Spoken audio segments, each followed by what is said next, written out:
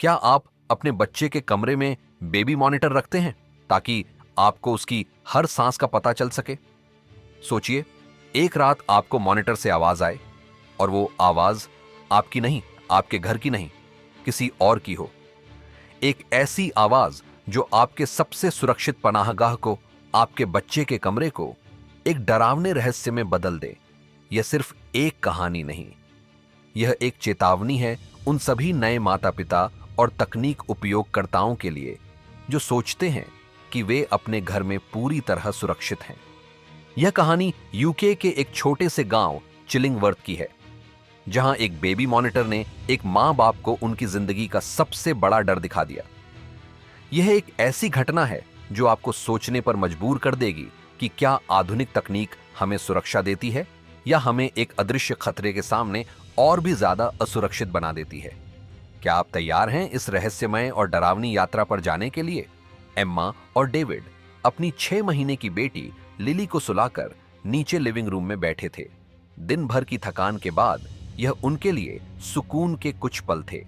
Lily का कमरा ऊपर था और बिस्तर के पास एक बेबी मॉनिटर रखा था, जिसकी हल्की सी स्टैटिक आवाज उन्हें सुकून देती थी। यह आवाज उन्हें आश्वस्त करती थी कि उनकी नन्ही परी सुरक्षित है, बस कुछ ही कदम दूर। एम्मा ने डेविड के कंधे पर सिर रखा। उसकी आंखों में नींद और प्यार दोनों थे। डेविड ने टीवी पर एक पुरानी फिल्म लगा रखी थी, जिसकी धीमी आवाज कमरे में गूंज रही थी। सब कुछ शांत था, बिल्कुल वैसा ही जैसा एक थके हुए माता पिता के लिए होना चाहिए। वे अपने नए जीवन में ढल रहे थे, जहां हर छोटी चीज, जैसे मॉनिटर की हल्की सी आवाज, भी एक बड़ी सुरक्षा का एहसास कराती थी। यह शांति, यह सुकून एक भ्रम था, एक ऐसा भ्रम जो पल भर में टूटने वाला था। उन्हें नहीं पता था कि उनके घर की दीवारों के भीतर एक अदृश्य खतरा सांस ले रहा था। एक ऐसा खतरा जो उनकी सबसे बड़ी खुशी, उनकी बेटी लिली के माध्यम से उनके जीवन में प्रवेश करने वाला था। कमरे में अचानक एक अजीब सी खामोशी छा गई। टीवी की आवाज भी धीमी पड़ गई थी, या शायद उनके कान किसी और चीज पर केंद्रित हो गए थे। पहले एक हल्की सी हमिंग सुनाई दी, जैसे कोई दूर से गुनगुना रहा हो। यह इतनी धीमी थी कि एम्मा को लगा कि शायद उसने गलत सुना है। उसने डेविड की ओर देखा, लेकिन वह फिल्म में खोया हुआ था। फिर उस हमिंग के बीच से एक आदमी की धीमी सी आवाज उभरी। यह आवाज इतनी स्पष्ट थी कि उनके दिल की धड़कनें रुक गईं। Don't worry, I will watch her. आवाज में एक अजीब सी शांति थी, लेकिन यही शांति उसे और भी ज्यादा डरावनी बना रही थी। यह आवाज उनके घर की नहीं थी, उनके पड़ोस की नहीं थी। यह किसी अजनबी की आवाज थी जो उनके सबसे निजी पल में घुसपैठ कर रही थी। दोनों ने एक दूसरे की तरफ देखा। उनकी आंखों में एक ही सवाल था, यह कौन बोल रहा था?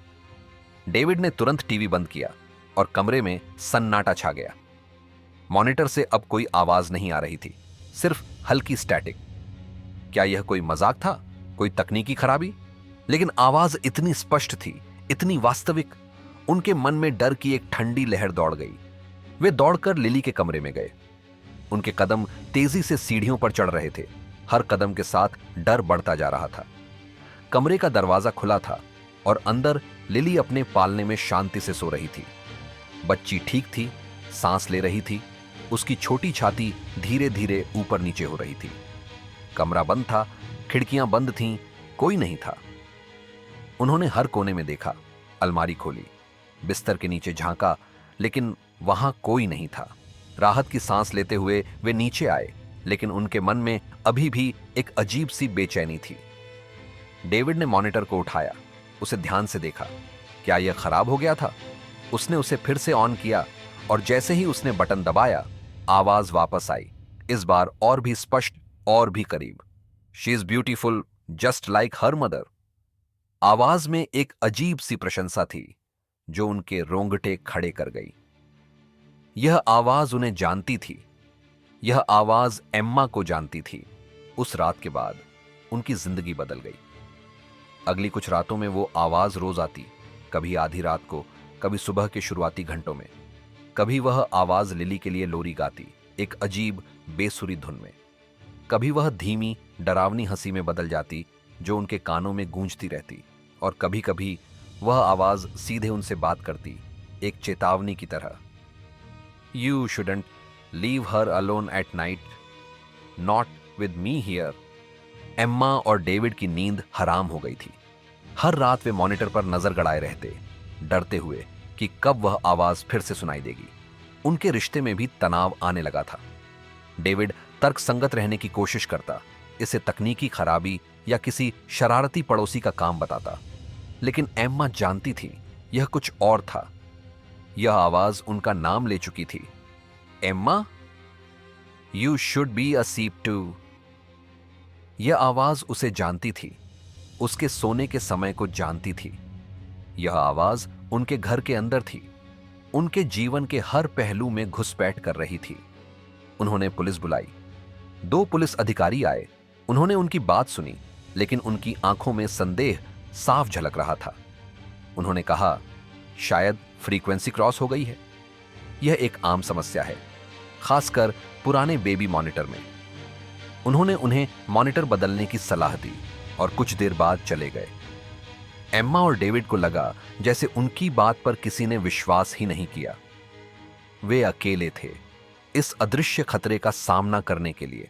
पुलिस के जाने के बाद एम्मा और डेविड ने नया मॉनिटर खरीदा, एक डिजिटल एन्क्रिप्टेड मॉडल जिसे हैक करना या जिसकी फ्रीक्वेंसी क्रॉस होना लगभग असंभव था। लेकिन डर कम नहीं हुआ। नई रात, नया मॉनिटर और वही पुरानी डरावनी आवाज। तुमने सोचा कि तुम मुझे रोक सकते हो? मैं हमेशा यहां हूं, आवाज ने कहा, जैसे वह उनके हर कदम को जानती हो।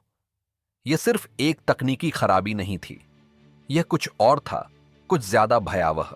एम्मा को लगने लगा था कि वह पागल हो रही है। हर परछाई में उसे कोई छिपा हुआ दिखता, हर आवाज उसे उस अजनबी की याद दिलाती। डेविड भी परेशान था, लेकिन वह एम्मा को सहारा देने की कोशिश करता। वे लिली के कमरे में रात भर जागते रहते, बारी बारी से पहरा देते, लेकिन आवाज मॉनिटर से आती थी और मॉनिटर उनके साथ ही था। यह आवाज उनके घर के हर कोने में पहुंच सकती थी, उनके हर पल को देख सकती थी। यह सिर्फ एक आवाज नहीं थी, यह एक उपस्थिति थी, एक ऐसी उपस्थिति जो उनके जीवन में घुसपैठ कर चुकी थी, उनकी शांति छीन चुकी थी। यह आवाज कभी लिली के बारे में बात करती, उसकी मासूमियत की प्रशंसा करती, और कभी एम्मा को डराती, उसे बताती कि वह कितनी अकेली है। तुम अकेली हो एम्मा, कोई तुम्हारी बात पर विश्वास नहीं करेगा। आवाज ने एक रात फुसफुसाया और एम्मा को लगा जैसे उसकी आत्मा कांप गई हो। यह सिर्फ एक चेतावनी कहानी नहीं थी, यह एक मनोवैज्ञानिक युद्ध था, एक ऐसा युद्ध जहां दुश्मन अदृश्य था, लेकिन उसकी आवाज हर रात उनके कानों में गूंजती थी। यह आवाज उन्हें बताती थी कि वे कितने कमजोर हैं, कितने असुरक्षित हैं। यह आवाज उन्हें याद दिलाती थी कि तकनीक जो सुरक्षा का वादा करती है, कभी कभी सबसे बड़ा खतरा बन सकती है। कई हफ्तों तक यह सिलसिला चलता रहा। एम्मा और डेविड थक चुके थे, उनकी आंखें नींद की कमी से लाल थीं। एक रात जब वे दोनों लिली के कमरे में ही सो रहे थे, मॉनिटर से अचानक एक तेज आवाज आई। इस बार आवाज में गुस्सा था और एक अजीब सी जल्दी। Wake up, wake up, she is not breathing. Emma की आंखें खुली, उसका दिल जोर से धड़क रहा था। उसने तुरंत लिली के पालने की ओर देखा। लिली चुप थी, बिल्कुल शांत। उसके होंठ नीले पड़ रहे थे और उसकी छोटी छाती ऊपर नीचे नहीं हो रही थी। एम्मा के शरीर में एक ठंडी लहर दौड़ गई। यह डर नहीं था, यह आतंक था। एक मां का सबसे बड़ा डर उसकी आंखों के सामने था। डेविड भी जाग गया था। उसने तुरंत एम्मा को देखा और फिर लिली को। नहीं, वह चिल्लाया। एम्मा ने बिना सोचे समझे लिली को पालने से उठाया। उसका शरीर ठंडा पड़ रहा था। उसने तुरंत सीपीआर करना शुरू किया, जैसा उसने एक बार फर्स्ट एड क्लास में सीखा था। उसने लिली के छोटे मुंह में सांस भरी, उसकी छाती को धीरे धीरे दबाया। हर पल एक युग जैसा लग रहा था। डेविड ने तुरंत इमरजेंसी नंबर डायल किया। उसकी आवाज कांप रही थी, लेकिन वह स्पष्ट रूप से स्थिति बता रहा था। एम्मा लगातार सीपीआर करती रही। उसकी आंखों से आंसू बह रहे थे। वह प्रार्थना कर रही थी, भीख मांग रही थी कि उसकी बेटी ठीक हो जाए। कुछ पल बाद, जो सदियों जैसे लगे, लिली ने जोर से सांस ली। एक गहरी, लंबी सांस, जैसे वह पानी से बाहर निकली हो। फिर उसने खांसना शुरू किया और उसकी आंखों में जान वापस आ गई। पैरामेडिक्स कुछ ही मिनटों में पहुंच गए। उन्होंने लिली की जांच की, उसे ऑक्सीजन दी। उन्होंने एम्मा और डेविड को बताया कि लिली को सांस लेने में दिक्कत हुई थी, शायद किसी एलर्जी या छोटी मोटी रुकावट के कारण। तुमने बिल्कुल सही समय पर सीपीआर किया, एक पैरामेडिक ने कहा। तुम 1 मिनट भी देर करती तो शायद देर हो जाती। एम्मा और डेविड ने एक दूसरे की ओर देखा। 1 मिनट भी देर करती, लेकिन उन्हें किसने जगाया था? वह आवाज जिसने उन्हें हफ्तों तक डराया था, जिसने उनकी नींद हराम कर दी थी, उसी आवाज ने उन्हें बचाया था। वह कौन था? एक रक्षक या एक शिकारी जिसने पहले खतरा पैदा किया और फिर उसे दूर किया? उस रात के बाद उन्होंने कभी वो मॉनिटर इस्तेमाल नहीं किया। उन्होंने उसे तोड़ दिया, उसके टुकड़े टुकड़े कर दिए, जैसे वह कोई शापित वस्तु हो। चिलिंगवर्थ से शिफ्ट हो गए, एक नए शहर में, एक नए घर में। उन्होंने अपनी जिंदगी फिर से शुरू करने की कोशिश की, लेकिन उस रात का रहस्य उनके साथ हमेशा रहा। वे अब तक नहीं जानते वो कौन था। क्या कोई स्टॉकर था जो उनके सिग्नल में घुस गया? कोई ऐसा जो उनकी हर हरकत पर नजर रख रहा था, उनके सबसे निजी पलों को देख रहा था? या फिर कोई ऐसा जो उनकी बेटी को छूने नहीं आया, पर उसके पास हमेशा था? एक अदृश्य शक्ति, एक आत्मा, एक इकाई जो उनके घर में रहती थी और जिसने अंततः उनकी बेटी की जान बचाई। यह सवाल उन्हें आज भी परेशान करता है। क्या वह आवाज एक चेतावनी थी, एक संरक्षक की, या एक शिकारी की जिसने अपनी शक्ति का प्रदर्शन किया, यह दिखाने के लिए कि वह कितना करीब है? कभी कभी रक्षक और शिकारी एक ही आवाज में छुपे होते हैं, और कभी कभी सबसे डरावनी कहानियां वे होती हैं जहां आप नहीं जानते कि दुश्मन कौन है या क्या वह कभी आपका दोस्त भी था। यह कहानी हमें सोचने पर मजबूर करती है कि हम अपनी तकनीक पर कितना भरोसा करते हैं। क्या हम अपने घरों को, अपने बच्चों को उन उपकरणों के भरोसे छोड़ रहे हैं जिनके बारे में हम पूरी तरह नहीं जानते? क्या हम अपनी सुरक्षा के नाम पर एक अदृश्य खतरे को अपने जीवन में आमंत्रित कर रहे हैं? यह एक चेतावनी है उन सभी नए माता पिता के लिए जो अपने बच्चों की सुरक्षा के लिए तकनीक पर निर्भर करते हैं। यह एक चेतावनी है तकनीक उपयोगकर्ताओं के लिए कि हर सुविधा के साथ एक जोखिम भी जुड़ा होता है।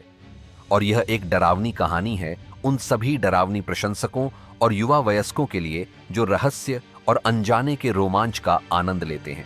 अगर आपको यह कहानी ने डरा दिया, अगर इसने आपको सोचने पर मजबूर कर दिया कि आपके घर में कौन सी अदृश्य आंखें आपको देख रही हैं, तो लाइक करें, शेयर करें और सब्सक्राइब करें रूहानी राज को, जहां हम हर रात एक नई सच्चाई का पर्दा उठाते हैं और आपको उन रहस्यों से रूबरू कराते हैं जो आपकी नींद उड़ा देंगे।